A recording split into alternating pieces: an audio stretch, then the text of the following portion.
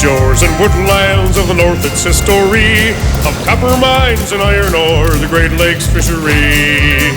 To the farmlands of the southern counties we'll look around, my friend, at all that waits the sportsman in the state of Michigan. And sometimes when the moon brings out the diamonds in the snow, and the stillness of the forest lies encased in Arctic cold, the wind might whisper through the trees, listen if you can, it tells you of their beauty in the state of Michigan. Hi there, come on in. The Christmas holidays are a very busy time for everybody. We're going to take a break from the news on tonight's show, but I do have a guides report that wraps up the last of the deer hunting reports. I think if Santa used white-tailed deer from Michigan, he might be able to round up just enough to pull his sleigh next week. I'm Zachary Trost. And I'm Fred Trost. Since Zachary is easing up on the news, I'm going to give you a break from the law. Instead, we're going to review an interesting story from last winter that shows what will be happening to deer and their antlers in a month or two. So you stay tuned. You're watching the December 18th, 2003 edition of The Practical Sportsman. Then we have the outdoors, where the bottom seems to be dropping out of the market. But there is good news. I'm undaunted by this because I'm going to keep going with this show, refusing to give up, refusing to let politics and economics wreck my fun of the outdoors. You know, having fun doesn't have to be complicated or expensive. That's what The Practical Sportsman in 2004 will be about, trying to teach you how to have more fun on less. Well, enough said. Let's jump into the show.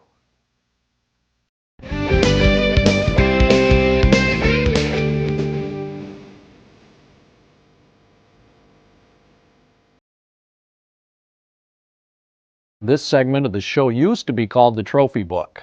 Fred started that idea in the 1980s when each week he'd feature a photo scrapbook of pictures of big fish and big deer from around Michigan. About a year ago, we wanted to give a theme to this video scrapbook, so we decided to feature fish and game from a different Michigan county each week. Then we tried telling a little history of the county, and people seemed to like it.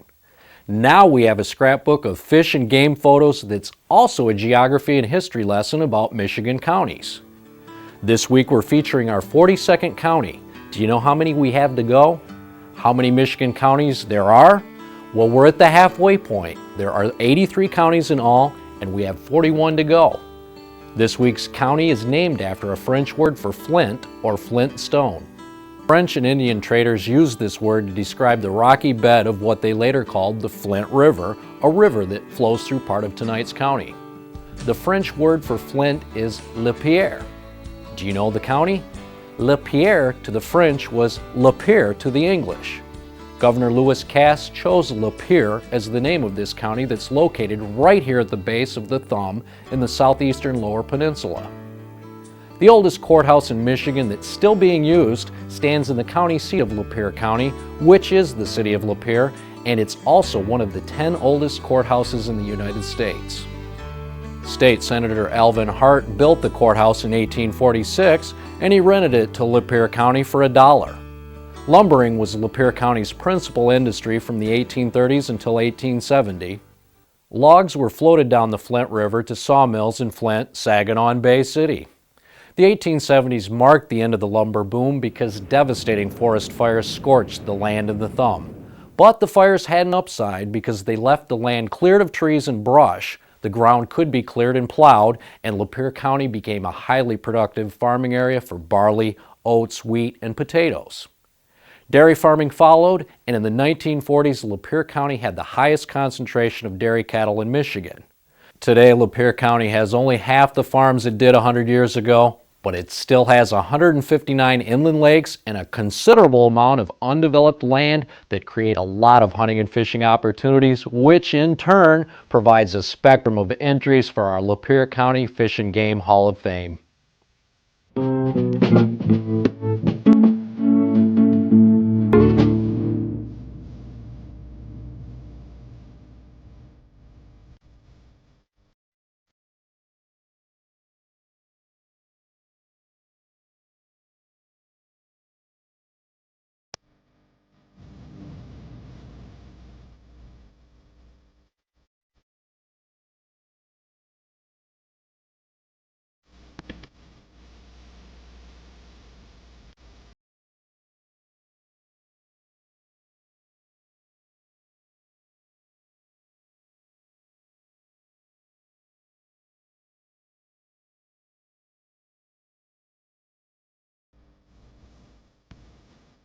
On the next Fish and Game Hall of Fame, we're going to be featuring Keweenaw County.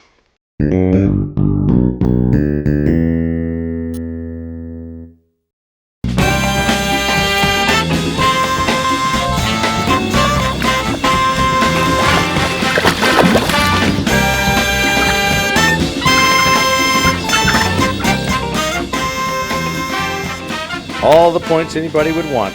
An 18-pointer, and I imagine we got stickers right around the base here, and we got brow tines. No drop tines though. It was starting one, right down here. Oh yeah, right down there. Yeah. Any idea how old this buck was? They figured about 4.5. Oh, that's a prime breeding buck. Yeah, it was a nice deer. This is on the afternoon of opening day in Kent County, on private land. You're from Lowell. Right. Name is Russ Stoffers. Stoffers. Yeah. And how was opening day? We didn't hear a lot of gunshots at all. Opening day, it was. I shot a 5-point off my driveway first thing in the morning, and then I called my buddy. Was that just to kind of clear the deer out of the area, or what? Yeah, it was one of those things. So I called my buddy on the two-way. I said, "Why don't you come on over, help me drag this deer up, and we'll hang it in the garage." And I said, "It gets a little slow here in the afternoon." So he says, "Why don't you come on over and hunt my property in the afternoon?" So I went over there, and I moved like 3 or 4 times, and then I finally sat down under a tree. I hadn't been out there for a long time, and then this guy come following a doe, and so I got all excited, and it had its way with the doe, and I waited, and then I shot it. Oh, now hold it. Now. So re-explain to me why you were excited. Well, yeah, the rack. I see. Were you Wasn't sweating? an arousal factor, no. Oh, did I mention anything about that? No. Wow, that is so. Well, it was nice of you to let this buck pass his genetics on. That was the whole idea.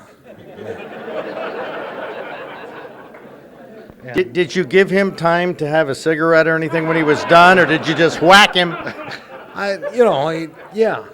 had a smoke and a beer, and no, it was the crazy thing was it was like 125 yards, and I had my shotgun with open sights, and so I just put it on the middle of his back, and I gave it a Hail Mary, and it fell. Man, It was cool, and thanks to my buddy Jeff. at least this buck died like we all hope we might. Absolutely. Russ Stoffers, good story.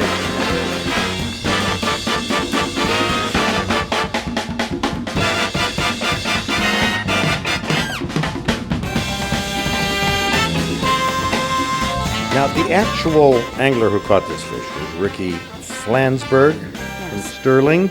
This is a 15-inch crappie he caught ice fishing in Caucalan River up in Bay County. But you are here Yes, because he was very, very tired. yes, he's a It's gotten truck very driver. late. Yeah. Ah. So he drove from quite a ways to get here, so he made it here, but he didn't make it up here. Well, you're from Sterling. Yes. And do you know the story behind this fish? Well, my son and his cousin all went ice fishing, and Rick got this one, and my son got another one just like this, but it was a little bit smaller than this. So Now, why didn't you go? I don't ice fish. Why not? I only trout fish. Why? I love trout fishing. Well, tell me about ice fishing. Just tell me how you really feel about ice fishing. It's damn cold out there. Yeah? You don't find it interesting? I'm going out there and never mind. I don't ice fish. I see. I like my feet on the land, where I know I'm not going anywhere. Okay, and you So- like it warmer too. Yes, And what kind of trout fishing are you talking about that you enjoy? brown trout. That's trolling? No, standing in trout streams. Oh, fishing yes. how? Flies, worms? A little bit of everything and a little bit of extras. I have my own tactic because I always outfish my husband. And I don't want to give that away. Does this involve like a broom handle with a pronged thing on the end, or? No, Okay, good. no. So we are fishing. Oh yeah, we're fishing. It just, the only problem we have is I haven't got the knack of when you go down in them little holes, you got weeds behind you. When you bring that fish up, it always goes up in the trees, and I'm not that good yet. Okay, well, you're working on it. I'm working on it. You really missed a great winter for ice fishing. Well, I hear it from my friends. And they bring their fish over because they know how I can cook it. So Well, I very love good. eating it. So. Okay, because it was damn cold this winter. You would have loved it. Congratulations. Way to go.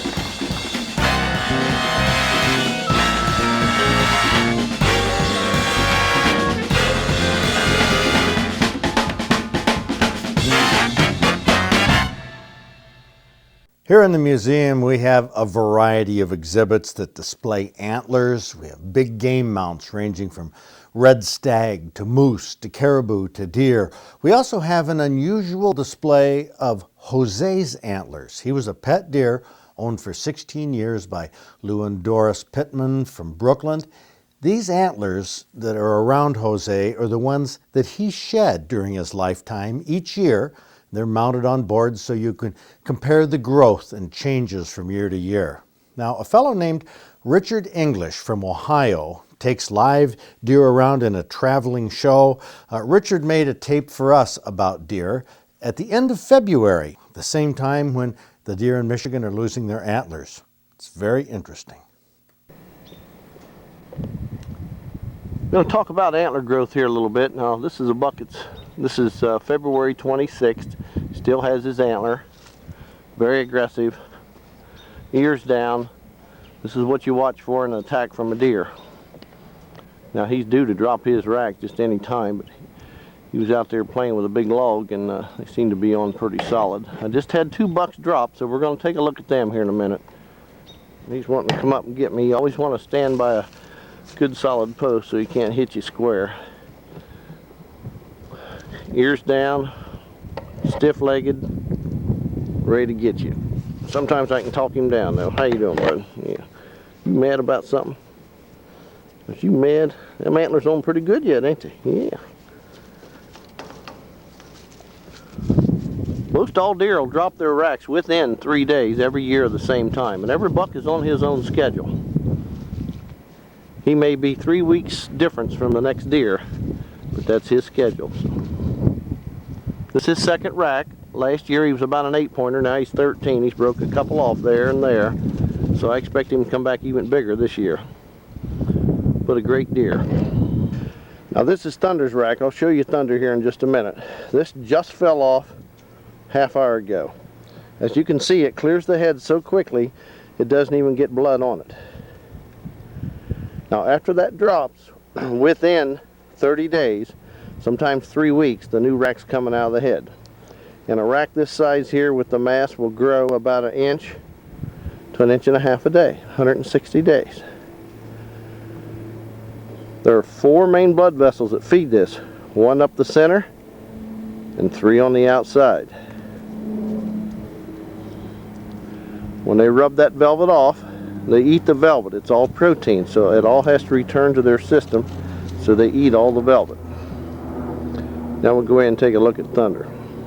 These, by the way, weigh about 3.5 pounds apiece. This deer always scored 175 inches as an 8-pointer, which is very rare. You see the kind of hole that's left in their head after that antler falls off. Normally about 3 drops of blood comes down the side of the head and then immediately heals up. Now the size of that hole this year is how big the rack's going to be coming out next year. So you can see he's going to be a monster. This deer is 8 years old. I get big racks for 13 years.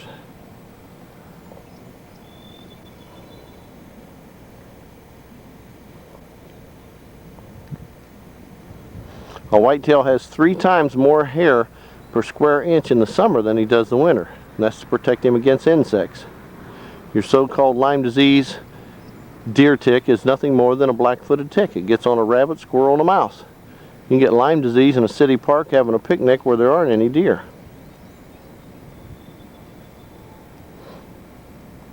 Every time they talk about Lyme disease, they show deer. You know, it originally came off of a mouse to start with. You should worry more about a mouse in your house than a deer in the woods.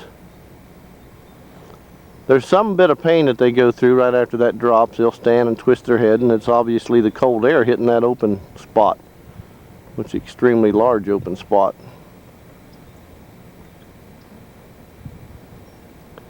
He dropped both sides at the exact same time.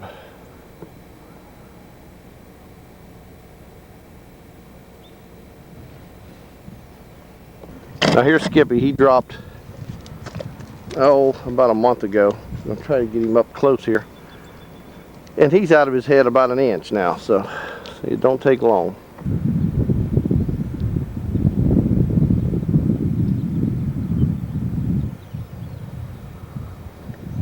And I get big racks for 13 years, not 4 and 5. You know, they say a deer goes downhill at 4, 5, or 6. You know, who's seen the deer when he was 2? Who's seen him when he was 3, 4, 5, and 6? You don't see the same deer every year. You might a couple times, but not to determine that he's going downhill. And a deer in the wild, you know, up here in Michigan where you have a lot of big snows, he could have not ate good, you know. The body grabs the energy first, what's left goes to antler. If that deer's body gets depleted through a bad winter, when the antler time growing starts, his body's going to grab the energy first. What's left will go to antler. Now he's going to have a lesser rack that year because his body needed it to stay alive. The body grabs what it needs first, the rest goes to antler. And genetics is #1. If you don't have good deer to grow, you're not going to have a big rack. A doe's worth 50% of how a buck fawn turns out. Genetics #1, age is #2. If a deer isn't 4, 4.5 years old, he isn't going to have a big rack. You know, there's so many of them killed 1.5 years, 2.5. Ain't had time to grow nothing. If you're not going to mount a 6-inch bass, don't mount a 6-point buck. You got too many does anyhow. Everybody does. Take out some of the does. I hunt for meat as much as I hunt for a nice antler. Richard English has more footage on his deer that we'll take a look at in 2 weeks. So your guide report people feel that there might be just enough deer left to pull Santa's sleigh? I think they could round up, 12 or so of them, but Yeah, other nice. than that, it's tough. One thing I wanted to show you, we received a Christmas card, homemade one from Jessie Morton and her family. It's one of those that you print out on your computer on a color printer. She was at our 2002 awards banquet.